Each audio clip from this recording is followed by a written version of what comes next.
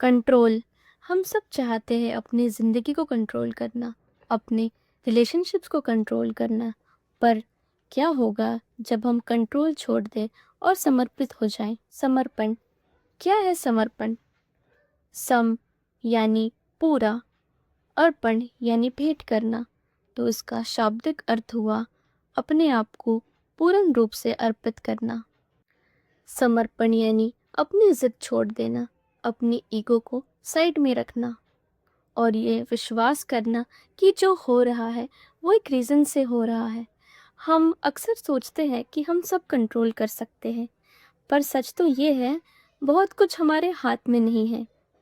जैसे हम किसी के थॉट्स को कंट्रोल कर सकते हैं? नहीं। वेदर को कंट्रोल कर सकते हैं? नहीं। अपने फ्यूचर को कंट्रोल कर सकते हैं? नहीं। तो जो हमारे हाथ में है वो काम करे एंड बाकी तो बस गो विद द फ्लो। तो हम इतनी एनर्जी ही क्यों वेस्ट करें किसी को कंट्रोल करने में?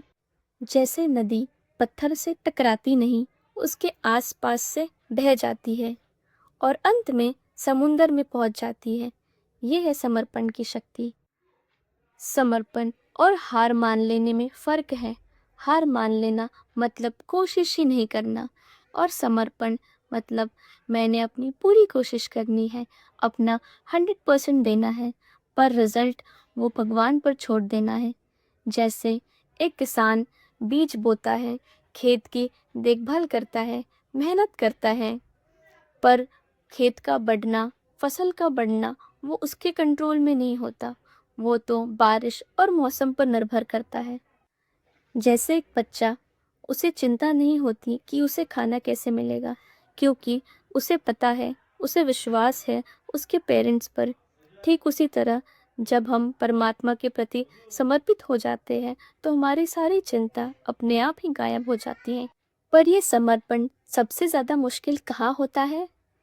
जहाँ हम सबसे ज़्यादा अटैच्ड होते हैं, रिश्तों में।